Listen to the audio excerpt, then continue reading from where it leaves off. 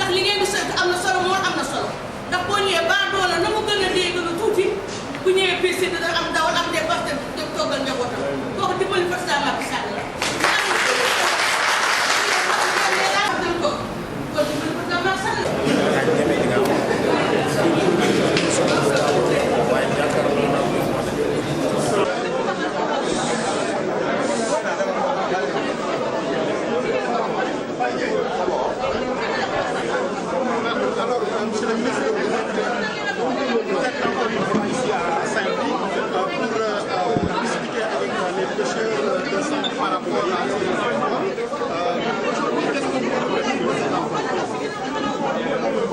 Je vous remercie. Comme vous le savez,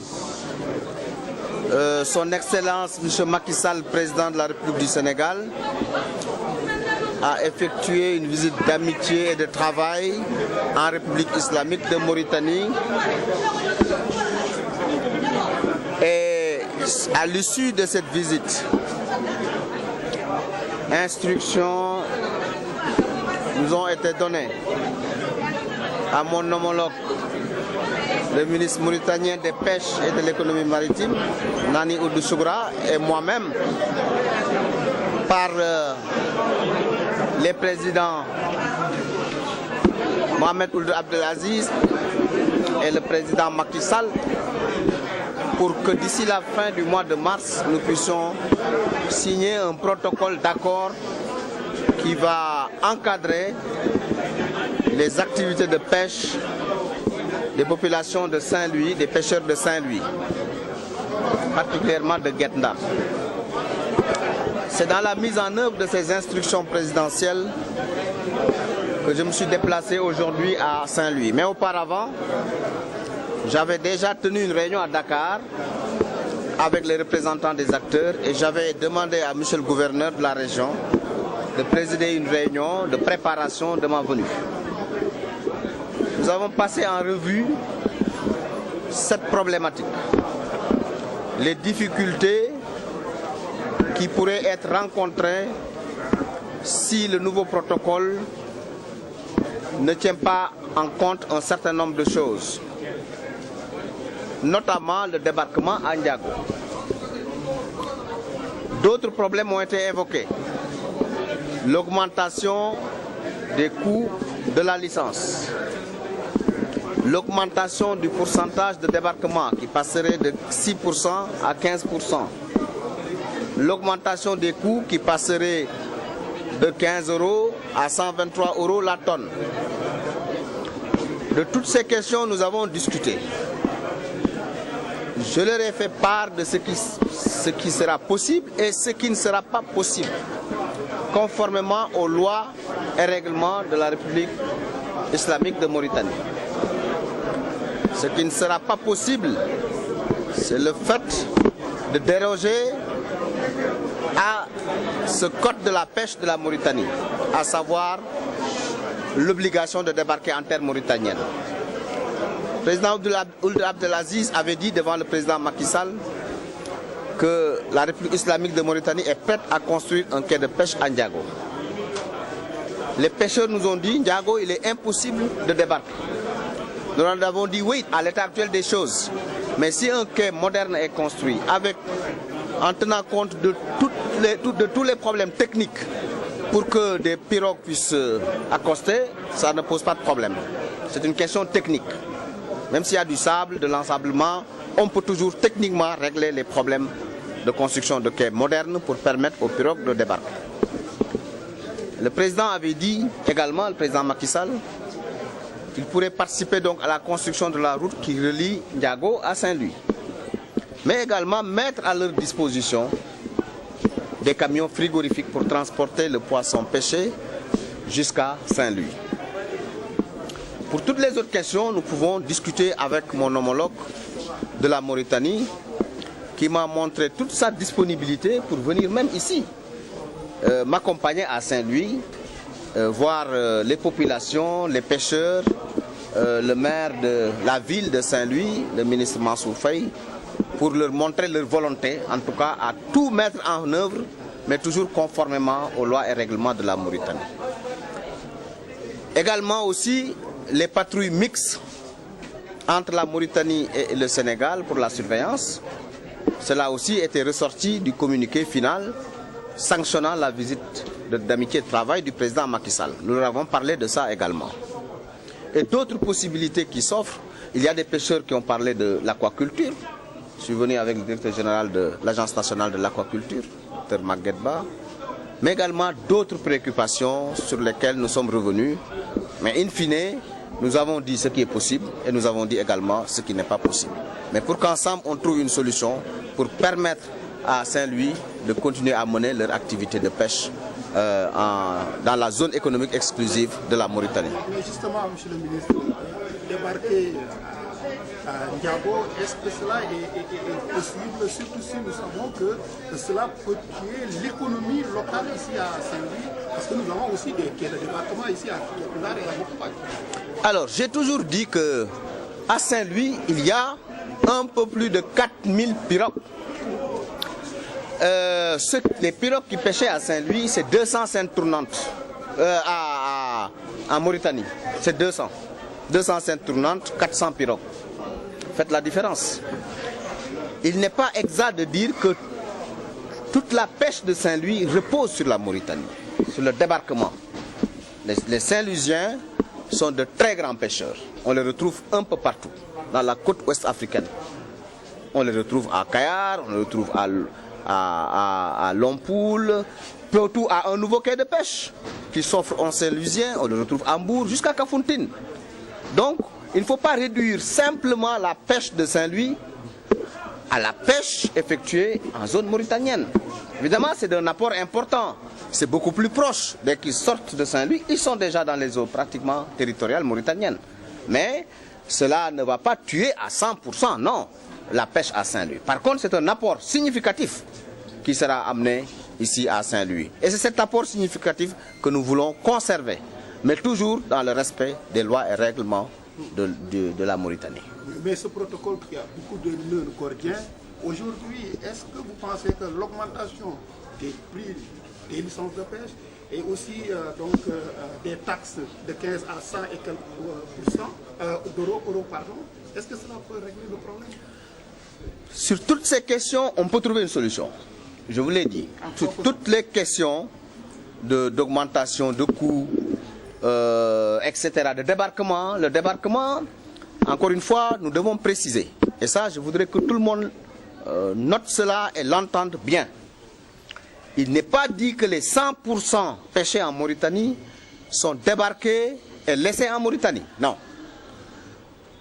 Ils disent, les autorités mauritaniennes disent, vous débarquez à Ndiago, vous prenez votre poisson, vous mettez ça dans des camions frigorifiques et vous amenez à Saint-Louis.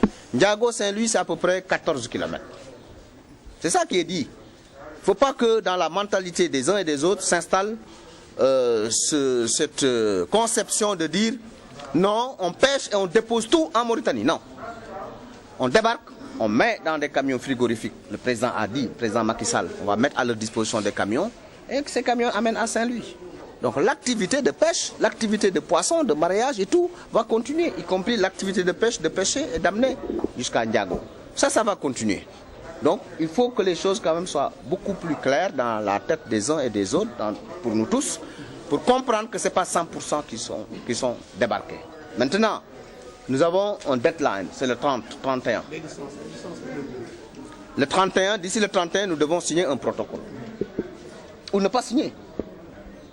Mais notre vœu, le plus absolu, c'est de signer. Vous savez, il y en a qui ont posé le problème de l'affrètement. Il y a beaucoup de pirogues qui sont en affrètement. Mais l'accord de pêche dit qu'on ne peut pas avoir une licence de pêche en même temps faire de l'affrètement. C'est un choix. Donc beaucoup de pirogues peuvent faire de l'affrètement en Mauritanie. D'ailleurs, les pêcheurs sont d'accord.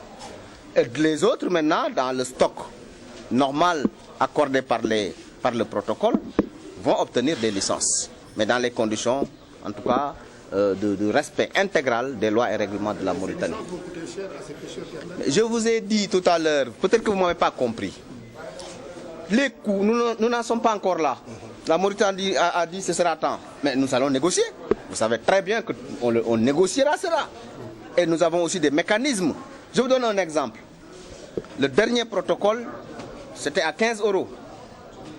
Mais les pêcheurs de Guet-Ndar nous ont dit, nous, on veut rester dans les 10 €. Mais qu'est-ce que le gouvernement a fait? Qu'est-ce que le président a pris comme décision? C'est de faire supporter au gouvernement les 5 €. Donc les pêcheurs ont continué à payer les 10 € et le gouvernement a pris les 5 €. C'est pour vous dire que nous avons toujours la possibilité de trouver des solutions. Le problème le plus important pour ce protocole-là, tout ça on peut trouver des solutions, mais c'est le débarquement à Ndiago qui malheureusement nous butons au niveau donc des lois et règlements de la Mauritanie, comme le Sénégal a ses lois et règlements. J'ai donné des exemples. Nous avons un code de la pêche très sévère aussi, nous, ne l'oublions pas. La loi 2015-18 du 13 juillet 2015 portant code de la pêche a introduit des notions, disons des situations difficiles pour, en tout cas, ceux qui tenteraient de pêcher dans nos eaux, sans licence. Lorsque nous prenons un bateau, mais c'est 500 millions que ce bateau paye, minimum. Ça peut aller jusqu'à 1 milliard.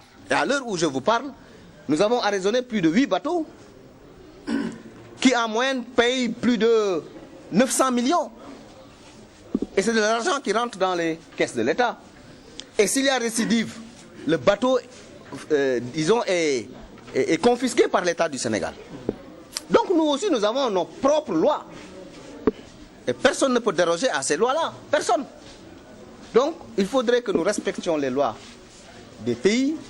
La Mauritanie et le Sénégal sont des pays amis et frères, à l'image des excellentes relations entre le président Macky Sall et le président Mohamed Ould Abdelaziz, qui sont disposés à trouver une solution, mais dans le respect des lois et règlements des uns et des autres. ci wolof monsieur le ministre tey jii yaa ngi fii ci Ndar ànd ak nappkat yi indi benn protocole boo xam ni Mauritanie daf ci wax li mu bëgg te yéen tamit Sénégal ngeen ko doon càmbar ak nappkat yi loolu gis nañ ni bari na ci ay tomb yu bëri yoo xam ne gars yi d'accord ñu ci lan moo ci sa gis-gis. waaw li ñu war a wax d'abord mooy président Macky Sall dafa dem weer yi passé Mauritanie ci invitation wu nattangom xaritam président Mohamed Ould Abdelaziz waxtaane nañ yu bare waxtaan nañ ci pétrole beeg gaz bi niñ koy séddoo niñ ciy waxtaanee ba tënk ko waxtaan nañ ci mbirum napp bi ñun ñëpp xam nañ ni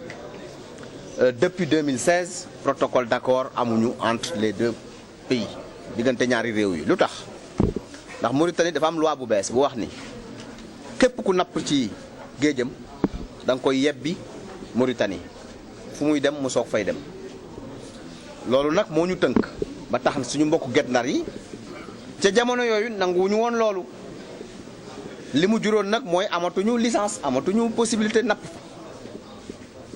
bi mbir moomu amee nag ba président dem fa président Mauritanie wax ni d'accord na moom ci boppam waa Mauritanie ñooy tabax quai de pêche à Ndiago ñoom ñoo koy financer 100%.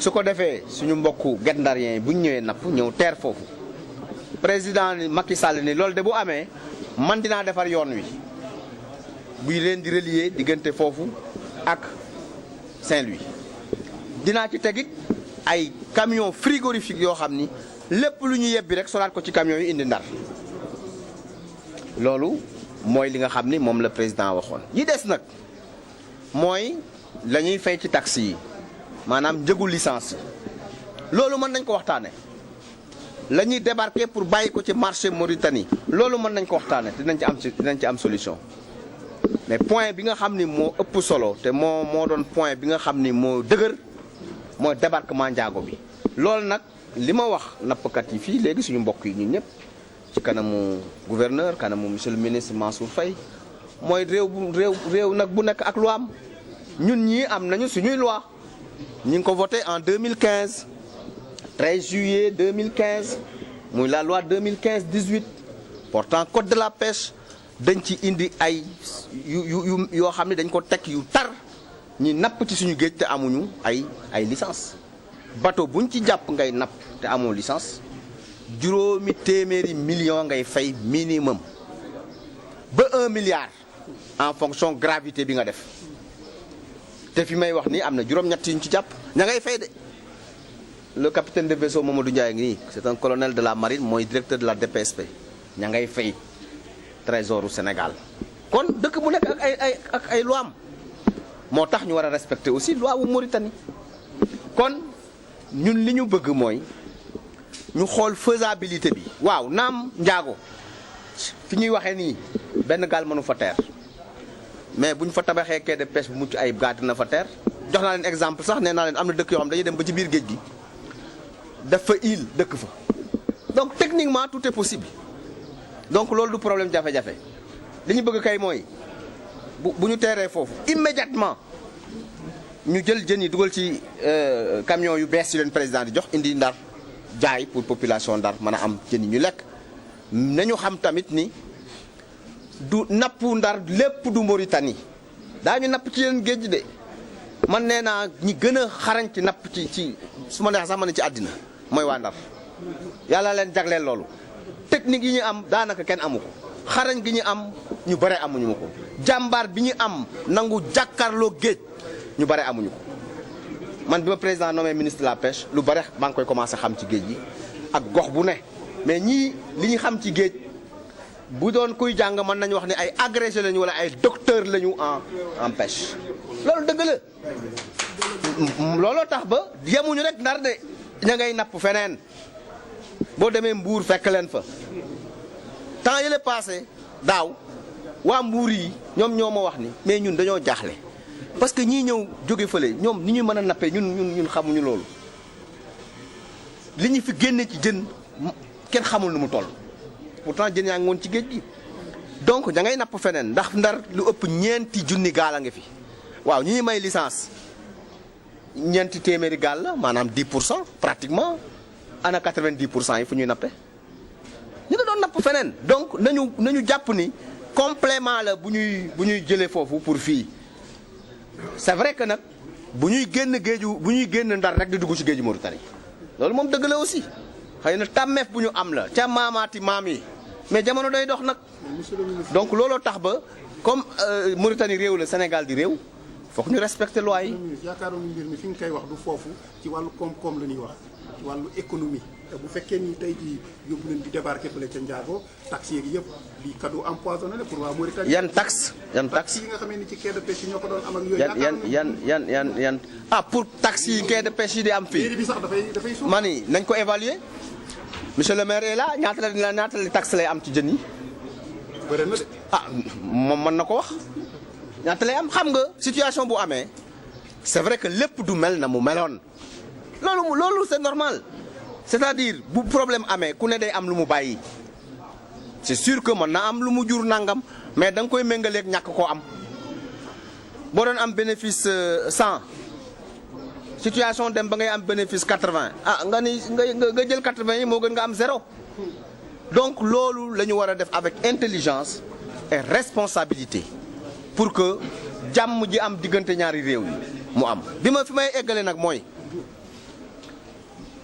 gin ba keroog ñuy xaatim kenn amul droit dem ci dugg géej Mauritanie napp loolu dama koy baamtuwaat benn pêcheur amul droit dugg ci géeju Mauritanie di pêcher parce que amuñu protocole nañu moytu parce que géeju jàmbur la maintenant am na luñ ñu wax nee nañ ñoom xamuñu fu frontière bi yem d'accord bi ma ci waxtaanee ak ñi xarañ ci loolu nee nañ ma mën nañ def balise sax ci frontière bi balise boo xam ni tant que yaa ngi koy gis mu verte yaa ngi ci suñu zone boo ko gisee mu rouge rek nekkatoo suñu zone. loolu tam ba tey ay possibilité def ay surveillance participative ñaari marine yi di ko def yooyu yëpp mën nañ koo def mais daal nañu bàyyi napp ci géeju Mauritanie te yal nañu yàlla suturaal ba fii ak le 31 mars ñu mën a signer protocole d'accord en tout cas loolu la ñu sant ci loolu la ñuy liggéey jërëjëf.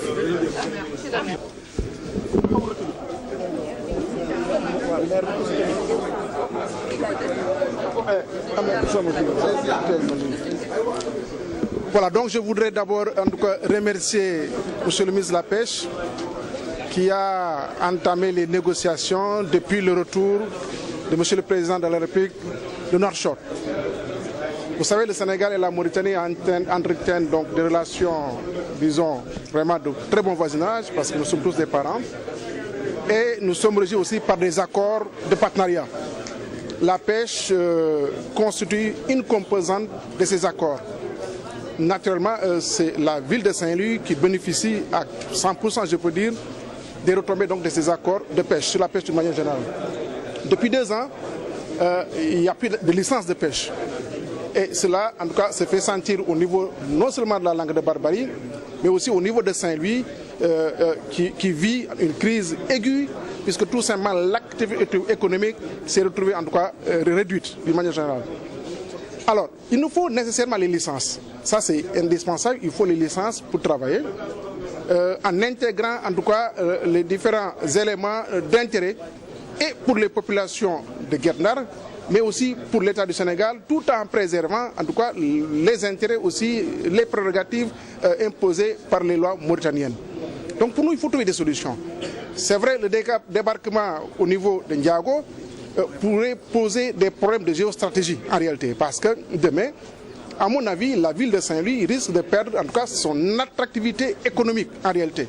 Et ces questions-là doivent être intégrées par l'État. Donc nous appelons l'État en réalité de regarder toutes ces questions-là dans leur globalité. C'est des propositions qui nous viennent de la Mauritanie. À nous de les étudier, à nous de faire la prospection pour voir, en tout cas à l'avenir, quelle position faudrait-il prendre. Donc, c'est des questions en tout cas assez complexes et je pense que l'État est dans une dynamique pour étudier ces questions-là. ci wolof nga dellu ci wàllu sa xalaat ci wàllu débarquement bi ak protocole bi nga xam ne nii gis nañu dafa xaw a bëri trop ay jafe-jafe. waaw jërëjëf d'abord damay remercier le ministre Oumar Gueye bi nga xam ni boobu ba léegi mi ngi ci mbir bañ ko namee ministre de la pêche ba léegi yaakaar naa lu muy ñëw ci Ndar ministre mosu fee ñëw donc mi ngi gunge dañuy jàppale ci wàllum pêche keroog président demoon na Mauritanie waxtaan faak naataangoom Abdoul Aziz ci ay accords yu bëri xam nga Sénégal ak Mauritanie maanaam dëkku ay mbokk lañu parce que ñun ñëpp xamante nañu naar yaa ngi fii sénégalais yaa ngi foofu mais ay dëkk la te dëkk bu ñu nekk aussi da ngay am loo xam ni dafa am lu ñuy wax ay accord de partenariat rek bëri na. Agriculture am na accord, pêche am na accord, élevage am na accord, même industrie am na accord mais ñun ci lu ñu gën a soxal fu mu nekk nii mooy maanaam accord de pêche yi. accord de pêche yi licence yi ci lañ bokk am na yeneen affaire yoo xam ne aussi ñu ngi ci biir mais gis nañ depuis ñaari at licence yi amul parce que maanaam d'accord ñu ci mbiru accord de pêche yi. lu ci gën a nag problème nag surtout te ñu ngi ciy waxtaan. mooy wàllum débarquement au niveau de Ndiago parce que loi mauritanienne dafa ni pêcheurs yi il faut ñu débarquer Ndiago loolu nag dama ni man état bi il faut ñu xoolaat bu baax parce que c'est vrai Sénégal am na indépendance am Mauritanie am na indépendance am mais état yi dañuy xool ëllëg lan moo war a mën a pousser Mauritanie ñu mën a ni écouter léegi il faut ñu débarquer Ndiago bàyyi Ndar ñun loolu lu ñu ci gis bu ñu defee loolu Ndar économiquement dana nekk dëkk boo xam ni dana perte lu bëri parce que day déplacer activité économique emploi yi fa amoon aussi day déplacé wu donc waxuma bu ñuy débarquer mais nañu xool la géostratégie la politique lu ci bëri daal xool ba xam ndax war nañu am tànk yooyu wala déet parce que loolu moo tax intégré gis nga dëkk da ngay fagaru boo fagaroo boo ëllëgee dara du la bett donc il faut ñu réfléchir ak état bi ñu xool aussi yan solution la ñu mën a am parce que aussi licence il faut mu am parce que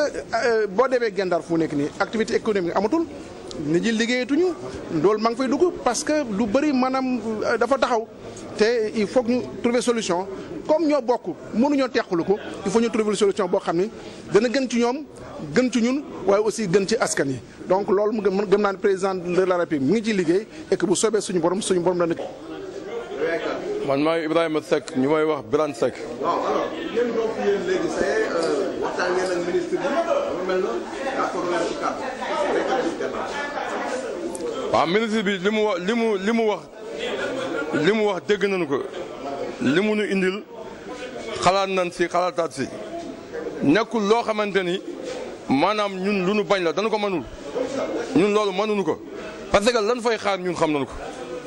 Njaago ak Boye ña fa dëkk sax teeru na fa ña fa dëkk dañu dem ba fa géej gi gën a baax ñu va teer c'est parce que géeju Njaago ba fii may wax suuf si ma ngi dund géeju Boye suuf si ma ngi dund li ma la bëgg xamal ñun ñii maanaam moo lan de mais moo lan ñu yàlla màcc si géej dañu xam géej macha allah ñoo ngi see sant yàlla bu baax a baax mais li ma la bëgg xamal daal mooy yi ñu indil ñun mën nu ko tey mën nu ko ëllëg mën nu fa teer c'est parce que li ñu faa xaar ñun xam nañu ko xam nga ñi doo jënoog lu la gaañ nga fa dem parce que Njaago fu mu nekk ak Ndar boo dee xool 7 kilomètres la sa gaal di teer nga tëj sa kër ñu sax ay gaal suux na kan mooy sawe mool yi fii si Ndar da ngay teer géej gis gaal gu suux nga profité woo sa ay mbokk ñu jàppale ngeen dem suqali mool yi mais njaago bu fa gaal suuxee kan moo la jàppale. lii moom ngeen waxtaanee maanaam gouverneur bee passé bi mu ñëwee fii ñun dañ tënkoon ay bataaxal jox ko bataaxal yooyu ñu tënkoon nag mais ministre bu tontu si joxoon nañu ko xam nañu egg na si moom wala àggul si moom mais li nga xamante ni maanaam bataaxal yi ñu bindoon mooy que ni li ñu waxtaanoon ba d'accord si commission jàmmalaay ñoo waxtaan loolu ba d'accord si ñëw jox ko gouverneur bi inspecteur de pêche bi dañ ko jox pour mu jox ko gouverneur bi ministre bi jot na see jot si nag ñun loolu xam wóorul mais daal dem na si moom. maanaam daal Ndiago daal d'accord. Ndiago moom mën nu fa teer c'est parce que suuf si dafa dund te buñ fa teeree gis nañ fa ay convénients te it ma tegal la si lenn maanaam état gagnant gagnant la mais lan moo tax licence su gëléem yi ñoo may Mauritanie ñu leen daan may 3600 ren ñu may leen 4200 mais laata ñu doon may licence yooyu mën na woon signé accord de pêche ba pare mais ñu signé ba gëléem yi dugg 8 mois te ñun mënaguñ liggéey ba léegi loolu nan la mën a nekk man daal Mauritanie xaw ma lan la man daal diggante Mauritanie ak Sénégal man daal xalaat naa si ba sonn na. président bul dem Faye ñëw président ñëweel ni Faye président li mu wax rek nga nuy tënkal dégg nga.